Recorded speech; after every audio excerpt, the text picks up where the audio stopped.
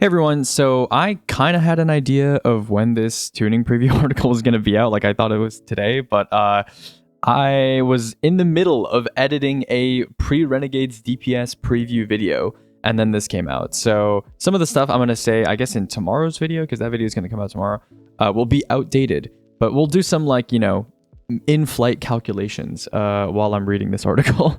Because I skimmed through some of it, and man, some of these articles, I mean, people complaining about hunters not being good. Yeah, let's get into it. So, Hunter, Solar, Gunslinger. Increased damage. Okay, this we don't really care about, but increased damage against bosses by 26%. So, let's actually do a little bit of math here, shall we? So, let me exit full screen real quick. Let's go to DPS, which I already actually have this open, but let's go ahead and go to DPS. Let's go to the swap tab. Let's go to Golden Gun. Right over here, right? Let's simulate buffing by 1.26. 1.26, enter. So that makes Goldie now do 31k damage, and Curus does 33k. That is a lot nicer. That is pretty much in line with Curus, like a little bit behind, but pretty much in line with Curus. Okay, cool. Nice. Cool. Golden Gun projectiles now scorch targets. Interesting to see if Golden Gun projectile, so if you Nighthawk a target and then you shoot it, if the ignition is a base ignition or if it will be like a special scaled ignition that does more damage, because then you could theoretically have someone Nighthawk a boss and then, increase the scorch somehow by having a Warlock snap or something. And then because the Nighthawk was the initial scorch source, the ignition might be huge damage. We don't know yet. Gonna have to test it. Finally, people have been asking for this for literally years. Finally. Golden Gun now counts as Radiant. You can be inside of a well. Thank goodness. I can't believe it took this long, but thank you. Nice, finally. Increased damage against combatants by 39%. Let's take a look at Blade Barrage real quick. So, Blade Barrage, knock him down, Feast of Light, times 6, 39, 1.39. What does that look like? So now a Blade Barrage with knock him down, Feast of Light times 6 is going to do 37,000 damage, approximately equivalent to Curus. Again, we don't know if Blade Barrage has chunking issues. I'm going to talk about this in tomorrow's video. Going to have to do some retesting next season when Renegades comes out. But this is pretty cool, pretty solid. Makes Hunter a premier burst damage super class again. I mean, obviously you do have to be on Solar, but yeah, pretty nice. I don't know if you would necessarily stack Feast of Light just for this marginal amount of damage over what Nighthawk is going to end up being, which is 31k. That difference is not really large enough, and I would say Nighthawk's range advantage, the precast advantage, the fact that you can be on Prismatic, all this sort of stuff, probably not going to make Blade Barrage relevant, but still pretty crazy stuff there with that buff. Definitely welcome. I'm a fan. I remember people used to use Starter Blade for damage in speedruns and stuff like that, a couple years ago. So this might bring some of that back. I doubt it, because Nighthawk is also getting a parallel buff as well, but pretty cool regardless. This is nice. Anybody using Ophidia Spaith, that kind of thing, you're going to appreciate this buff. Pretty nice. I don't think much people care about that. This is cool, right? Acrobat's dodge matching Gambler's dodge. That is pretty nice, because the other dodges are getting new functionality like picking up ammo bricks or reloading all of your weapons, or refunding more than just one melee charge potentially. This is kind of a nice change. I don't think it having an excessively long cooldown was necessary for balance or anything, so this is pretty nice. Gunpowder Gamble aspect, shooting the dynamite in midair now increases damage by 50%, expands the radius, and creates submunitions. Haminator is going to love this change. He is smiling reading this right now. I just know his ass is on Verity Gunpowder for the next dungeon. He's gonna love this. So that's nice, I suppose. Okay, next up we have Void. Tether source now attaches to combatants on direct impact. Ooh. 35%. Hello. Okay. Interesting. 35 is a weird number, but yeah, definitely interesting. That's cool. Now immediately weakens and suppresses enemies in an area of effect on impact. Wow. Okay, so that's nice. So there's no longer an activation period. So you can kind of tether as soon as damage starts, and you don't have to wait for it to open up and suck the ads. That's really nice. 35%. World's first 35% weaken source. Crazy, cool stuff. While the super is active, dealing damage now increases the power of subsequent shadow shot attacks and bow weapons. So is this only Deadfall, or does the Mobius Quiver also get the 35% increase? This puts a bar on your screen that charges as you deal damage. When charged, your final shot, turning into one of the highest damage supers in the game. 227% max. Okay, low-key, Mobius Quiver was a little underrated before too. 227, bro. 227. Bow weapons. Oh my goodness. Okay, they're actually cooking with these tuning articles. This is crazy. Because I was in the next video, in tomorrow's video, which I'm editing as we speak right now, I talk about the potential of using the heavy like crossbows because I think they're a little underrated and they could fly under the radar, and they could be used in swap rotations to substitute for rockets. And this sounds like, you know, you already want someone on tether because it's the strongest debuff in the game now. And now you can have like this stuff going on too. Like that's crazy. That is crazy. From 10 to 16, excellent. Orpheus rig duration 16 to 20, that's great too. I'm curious as to how this change is going to affect Mobius Quiver as well. Like, is Mobius Quiver also getting 35% increase? Does this duration increase also affect Mobius Quiver as well? Because I'm pretty sure the Mobius Quiver tethers, those last like 8 seconds, and they used to last 8 seconds, I should say. And then before, the like base Deadfall tether used to last like 12 or something like that. I'm not really sure how that's going to work, but yeah, that's pretty crazy stuff. Smoke Bomb Melee, increased projectile life from 3 to 9 seconds. Okay, that's pretty nice. That kind of plays more into the fantasy of like it's sitting there for like a longer period of time and not just like detonating you know, too early. That's kind of nice. This is PvP stuff, damage against player. Okay, so this is mostly PvP stuff, but this is kind of nice for PvE. You know, it helps with the kind of power fantasy of like leaving behind like a trap and having an ad walk over it instead of it just blowing up early. So that's kind of nice. Arc Strider changes, don't really care. Don't, that's PvP change. Shatter Dive, shattering state. Ooh, nice. Okay. I mean, Shatter Dive is mostly used for skating in PvE, but this is nice because, you know, no better feeling than throwing a Touch of Winter Glacier and just shattering it on top of, you know, some ads. That's nice. And you get Frost Armor for it. That's cool. Silence and Squall. Ooh, very welcome. Very welcome. Yeah, Silence and Squall, definitely a bit of a weak super right now. Super nice. In fact, let's go ahead and simulate that real quick. So Silence and Squall, where are we at right now? So let's do the, should we do the Feast of Light version? I don't know. Sure, we'll do the Feast of Light version. So 1.63A. Yeah, I mean, swap DPS 11k, pretty good. 24k, bringing its damage up to, I don't know, like middle tier super. That's actually not bad. You know, that's up there with like, you know, Nova, Needle, kind of Gathering Storm, that territory. Okay, not too bad. I doubt this number is going to scale perfectly because obviously some of it is like shatters and stuff, but you know, that's pretty nice. Okay, cool. I mean, don't think that's going to make people use Silence and Squall outside of like an application where you want to slow a target repeatedly with a super or something like that, and it's like a throwaway, but I mean, that's nice. Yeah, that's nice for sure. That's cool. Threadrunner changes, Widow Silk, looking at it, okay. Free non-offensive grapple, okay. Who don't have strand or grapple equipped? Okay, I better be non-offensive because otherwise you can give Titans who have like knockout and worm gods and stuff the ability to grapple when they're not on strand, which would be that would be interesting, I think. Maybe not as OP as Hunter. No, that would probably be better, but yeah, I don't know. Interesting, whatever. Grapple tangles created near the ground now rise into the air shortly after creation. Oh, okay. 15 to 20, hitting an enemy with a grapple melee that wasn't free now creates a grapple tangle. Okay, interesting. So this is just gonna make a bunch of grapple points everywhere. That's cool. Silk Strike, damages. Okay, this is like whatever, doesn't matter. Marksman's dodge class ability. Okay. Oh, it picks up ammo. I totally forgot about that. It picks up ammo. Okay, that's nice. That's cool. Nice. They should make Powerful Attraction do this too, low-key, but that's nice. I mean, I guess it would kind of make this irrelevant, but yeah. Gambler's dodge. Okay, it doesn't matter. Warlock, Solar, Dawnblade. Increased damage against targets by 20%. Again, we already talked about this, but Dawnblade, even, or Daybreak, I should say, even when you account for that grounded target thing, which I'll talk about in my next video, sorry, it's not that good, right? If you go 1.2, right, the total damage is like decent, 42, 43k, but the DPS is like pretty bad. I probably wouldn't recommend it, but still. Pretty crazy stuff. Oh yeah, something that's kind of noticeably missing here. I guess Titan, we'll get the Titan in a second. But yeah, I want to see what the Titan changes are actually. I have not read most of this article. I very briefly skimmed through it. So a lot of this stuff is going to be a surprising, like first impact surprising to me as much as it is to you. Nova Warp. Okay, so the suck is going to pull people. Cool, whatever. Weakening Seekers, sure. Now repeatedly pulls enemies toward it during its lifetime. Okay, that's kind of nice. Yeah, I mean, that's kind of it pulls people at the start, but you know, it would be nice if it could like pull them permanently. That's nice. Or not people, but you know. Storm Trance, okay. Doesn't matter that much. Again, doesn't matter that much. Chaos Reach, okay.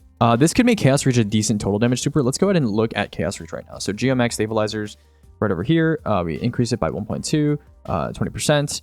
Yeah, 5k, 43k. Okay, not too bad. I don't think it's like a, you know, gameplay shifting change, but you know, certainly welcome. Ionic Sentry no longer blinds the user on creation. That's interesting. Lightning Surge, that's a PvP change. Okay, this is crazy, no? Winter's Wrath, increased shatter shatter wave damage against frozen targets by 210%. So for reference, right, if we go ahead and go to the abilities tab, we go to Winter's Wrath, right, let's go ahead and zoom in here. You see the shockwave is 1263, secondary 361, 51 impact, and the freeze is like 30 damage or something like that. So this is, in my estimation, approximately like 100, maybe 140% buff overall to the super. Like maybe, I don't know. This is something that we like really need to test, but that is pretty freaking crazy. That's pretty freaking crazy. I mean, let's go to Winter's Wrath here. Winter's Wrath, all the way at the bottom of this list, like one of the worst supers right now. So let's say only the shockwave increases, nothing else increases, secondary shatter doesn't increase, right? That's going to increase the damage. Okay, let's say 150%, right? So that would be 2.5 times the increase. I mean, that's still not that great, right? That's still like, yeah, it's not that great, I suppose. But it'll bring it in line with some of the other like mid-range supers, because right now Winter's Wrath is horrible. It's like horrible for damage. So yeah, I guess they're right about it, you know, bring in line with, you know, other roaming supers. That kind of makes sense. Frost Pulse, that's a PvP change. Broodweaver. Okay, so the main thing with Needlestorm is that not only does it not prioritize bosses, mini bosses, and champions, but the needles also sometimes will just, you'll Needlestorm at a target. Some of your needles will just like not hit the target, even though it's the only target in the room that you're looking at, and there's nothing in your way, and they'll just go into walls, or they'll just like disappear entirely. So that's like the actual change with Needlestorm. I'm sure people know what I'm talking about. If you've used Needlestorm before on a raid boss, and there's literally nothing else alive in the encounter, it doesn't matter if it prioritizes the boss over other enemies. There's no other enemies and it still misses. So that is a big problem. I would like them to, hopefully, maybe this change will also fix that too, but we'll see what happens. Rift radius increased. You can cast while moving. This is nice for PvE. Rift has always felt like a less optimal version of Phoenix Dive if you're playing like a more mobile and dynamic playstyle. And so now being able to move when you cast your Rift is like definitely really nice. I value that a lot. So I might take Rift more often now. That's pretty cool.